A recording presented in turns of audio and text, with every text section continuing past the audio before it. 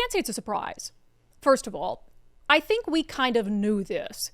And certainly those of you who were forced into vaccine mandates and who sought exemptions experienced that those exemptions rarely ever meant you got to keep your job. So I think this story confirms what a lot of us already knew to be true. So it's in the Post-Millennial. I highly recommend you go read it. The headline, exclusive. Seattle officials had no plans to honor religious exemption on COVID vax mandate and ignored fake vax card allegations. So I'm going to get into some of the meat of this because there's really two elements to this. And again, we're supposed to believe at the time that this is all happening, that the pandemic poses a threat to life as we know it, right? Because that's what elected leaders in cities like Seattle and in states like Washington are leading us to believe. And we're supposed to believe that the reason they're pushing the mandates, right, is because they believe it'll save lives. And they believe that's the path back to business as usual. That's what they're messaging, right? I know it's been a long time, but I think we can all remember that that was the message. And it was a message of shaming. We were all, and I got the first dose of the vaccine, so don't come after me with the anti-vaxxers. I wish I hadn't. I think Nicole was smart enough to avoid it, right? No vax in your blood, Nicole? No, I do have the Johnson & Johnson. Oh, just so the Johnson. She wasn't Johnson. smart enough. I wouldn't do new science. Avoid it. Got it. Okay. I thought your blood was clean. Well, I think it is from the Johnson & Johnson. No, never clean. Nope. So we were led to believe that this was like a life or death situation, and that's the only reason that they would hang people's jobs over their heads, especially people like firefighters and police officers, which is like, we definitely needed them during that period of time. We had shortages in the fire department, in the police department. The summer of love and all the rioting continued for a good year and a half. And so, oh my gosh, the only reason they would fire these individuals is because not getting a vaccine was such a severe thing, right? So with that in mind, let me read from this article from Ari Hoffman. He said, according to documents obtained by the Ari Hoffman Show, an internal email from Assistant Seattle Fire Chief Chris Lombard cited in a whistleblower declaration. This assistant chief and someone within the fire department responded to a direct request for clarity on an issue related to the vaccine mandates. Hold on a second. Okay, I'm sorry. Let me start here. At the center of the controversy is an October 13th, 2021 meeting of Seattle department heads in which Adrienne Thompson, then a senior advisor to Mayor Jenny Durkin, reportedly told department leaders that the city had no intention of approving religious accommodations, despite a public process that suggested otherwise. Lombard's email documented the meeting for the sake of a paper trail and was later used as key evidence in lawsuits against the city, including Collins v. Seattle and the ongoing federal case, Vail versus Seattle. In text messages, Walsh, a whistleblower, and Lombard referred to the email as a legal torpedo against the city's defense. Walsh, the whistleblower's 2022 sworn declaration called the city's accommodation process a sham, alleging that leadership had predetermined the outcome long before any employee applications were submitted. Firefighters and other workers who sought religious exemptions said they were misled into believing their requests would be fairly reviewed. So, in a nutshell, basically there was a meeting of Seattle officials, including representatives from the mayor's office and the fire department. And it was said, according to a whistleblower, verbally in that meeting, that religious accommodations were never going to be honored. They didn't want to put that specifically in writing, but it was made very clear that they did not have any intention of honoring religious accommodations, despite the fact that they were actively and publicly leading firefighters and other employees to believe that religious accommodations would be offered. And you might say, well, if it's not in writing, this whistleblower could be making it up. But consider the fact that no religious accommodations were granted in the sense that people got to keep their jobs. So it's fairly clear that they weren't going to honor religious exemptions, and they had no intention of honoring religious exemptions. In fact, there was a part of this article that said that they made it clear the city's position was to deny all accommodation requests unless employees could fully isolate themselves from others, fully, in private life and public life, which is a virtual impossibility. So it was basically setting some impossible standard so they could deny every single religious exemption/accommodation request. Now, what's interesting about this, because we kind of know, right, and we suspected some of this, but let's give them the benefit of the doubt and say, well, they really believed that they were saving lives, and that just because a person had a religious accommodation didn't mean that they were any less likely to get COVID or spread COVID to other employees, so they just simply couldn't grant. We can't grant an exemption, we can't grant an accommodation, because this virus is far too serious. And sucks, but that's just the reality of the situation. Except there's this wrinkle that Ari reports out.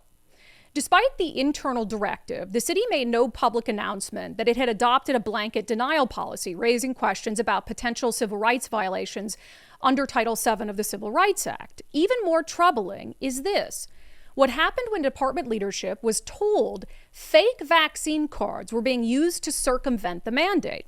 Lieutenant Lance Fisher, a plaintiff in the lawsuit and a longtime firefighter, told investigators that he personally informed Fire Chief Harold Scoggins during a March 2022 Laudermill hearing that fake CDC vaccine cards were being submitted by employees.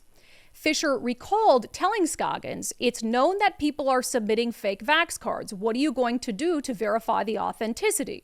To which Scoggins responded, according to the official investigation, quote, "It wasn't his problem." So think about that for a second. I don't know about you, but when I got my first dose of the vaccine, I got it, or maybe it was the second one, from Seattle firefighters. I went to some vax setup pop-up thing on Lake Washington. And that's where you would get these cards where they would fill it out. So these Seattle firefighters, if they chose to, they had access to blank CDC vaccination cards. They really didn't have to put in much effort to be able to falsify a vaccine card, which I wouldn't blame some of them if they decided to do this. But what's interesting about this is there is ample evidence that the fire chief and the city of Seattle didn't care. They weren't going to put in any effort into determining the validity of the cards. So on one hand, they don't care if someone actually got the vaccine, as long as they have a vaccine card that says they did. But they care so much about people who want a religious accommodation because the virus is so deadly and dangerous that they had to fire them. So you can't have it both ways. Now, if the city had made no exemptions, no accommodations, had tracked down and terminated people who were submitting fake vaccine cards, and took it seriously every step of the way, there would at least be a consistent storyline that the city could stick to.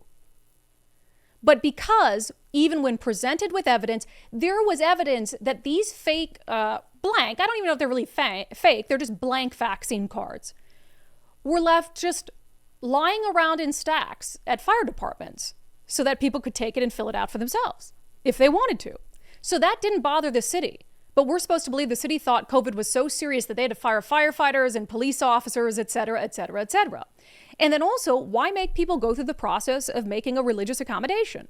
If you never intended to honor it, why offer it as an option? Why make people jump through all the hoops of proving that they have deeply held religious beliefs that would preclude them from getting the vaccine if you never intended to honor it in the first place?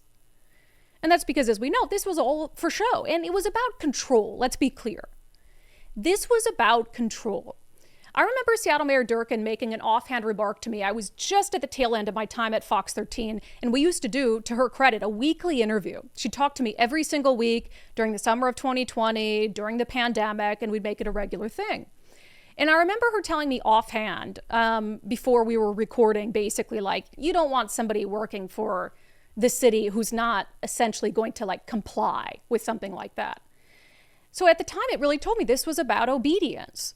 It wasn't about whether they were really vaccinated. It wasn't about whether those vaccines would actually stop the spread of the virus, because we knew that they were okay with people submitting fake vaccine cards.